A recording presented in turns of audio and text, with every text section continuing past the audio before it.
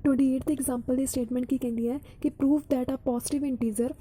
A greater than 1 is a square, मतलब ए नूं square की फॉर्म दे विच किसी एलीमेंट की स्केयर की फॉर्म दे विच लिखांगे कदों लिख सकते हैं if and only if in the canonical form of the A दी कैनोनिकल फॉर्म किहड़ी होगी N is equal to A दी सम पावर बी ए दी ए 2 दी सम पावर ए आर दी सम पावर। ठीक है, ऑल द एक्सपोनेंट मतलब वो पावर होगी ए दी पावर ऑफ द प्राइम्स जिहड़े नीचे वो एलीमेंट होणगे A1 A2 ये सारे की होणगे प्राइम होणगे ते जिहड़ी पावर आ आर ईवन इंटीजर जिहड़ी वो पावर विच होणगे वो सारे ईवन होणगे जिवें 2 बीटा हो गए 2 अल्फा कह सकते आप। ठीक है, वो सारे ईवन इंटीजर होणगे जिहड़ी दी पावर है वो ईवन इंटीजर च होगी, नीचे वाले एलीमेंट की होणगे प्राइम होणगे। दैन लैट करते हैं, पहला आपां लैके चलांगे भी ए स्केयर है तो आप उनकी कैनोनिकल फॉर्म प्रूफ कर कैनोनिकल फॉर्म जी आप प्रूफ करांगे भी ए नूं आपां प्राइम सी ईवन पावर दे विच लिख सकते हैं। ठीक है, ए प्राइम आ तो उहदी ईवन पावर दे विच लिखांगे नूं A B uh square it means A नूं किसी एलीमेंट की पावर विच लिख सकते हैं फॉर सम एम के नूं बिलोंग करदा इंटीजर नूं, आपां इंटीजर्स की गल कर रहे हैं इट मीनस एम भी इंटीजर होगा कोई ए ग्रेटर दैन 1 आपां नूं कंडीशन दित्ती हुई है देयर फॉर एम भी की होगा ग्रेटर दैन 1 होगा। लैट आपां जिहड़ी कैनोनिकल फॉर्म आ वो लैट करके चलते हैं तो आपां शो करांगे भी जिहड़ी ए आ उहनूं ए प्राइम्स आ तो उन्हां नूं आपां ईवन पावर विच लिखदे हैं। ठीक है, दैन आप लैट किया एम नूं कैनोनिकल फॉर्म कि P1 की पावर K1 P2 की power K2 up to PR की पावर KR बी आ कैनोनिकल फॉर्म ऑफ एम दी कैनोनिकल फॉर्म बन गई, मतलब एलीमेंट्स नूं आपां उन्हां दी पावर च लिखता। जिहड़ी कैनोनिकल फॉर्म हुंदी है उहदे विच आपां नूं ये नहीं पता हुंदा कि वो प्राइम्स की पावर विच लिख रहे हैं जां कंपोजिट की पावर विच लिख रहे हैं।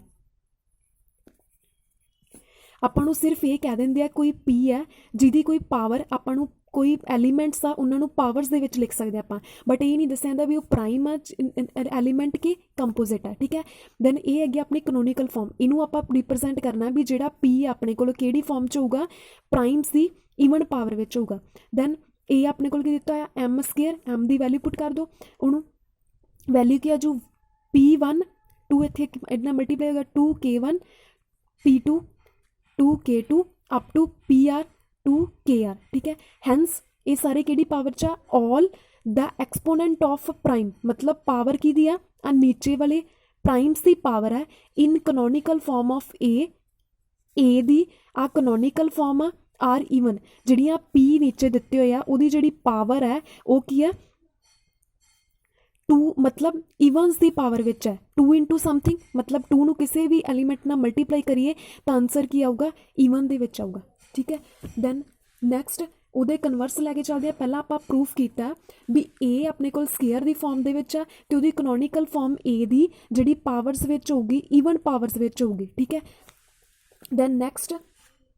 कन्वर्सली लैके चल पे ए इज इक्वल टू वही फॉर्म लैके चल पे कैनोनिकल फॉर्म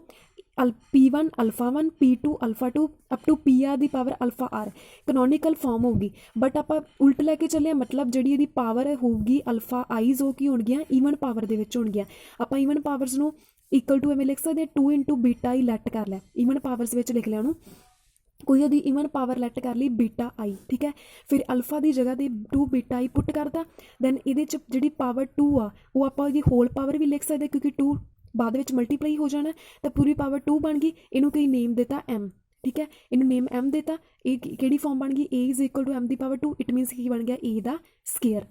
दैन अगे डेफिनेशन आ गई, अगे डेफिनेशन स्केयर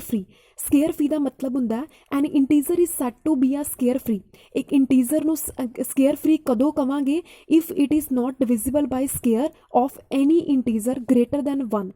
मेरा मतलब स्केयर फ्री कदों होगा जे कोई भी एलीमेंट उहदा जां तां स्केयर ना होवे मतलब पावर 2 ना होवे, पावर 2 की फॉर्म विच ना होवे, जां किसी भी P1 जिवें 2 अल्फा हो गया जां P1 की पावर K हो गया तो आ पावर नहीं होनी चाहिए उत्ते, पावर नहीं होनी चाहिए simple P1 P2 up to PR इवें हो सकता। ये वाली फॉर्म नूं की कहंदे आ स्केयर फ्री कहंदे आ। ये किहड़ी बन जूगी, ये परफेक्ट स्केयर की फॉर्म हुंदी है।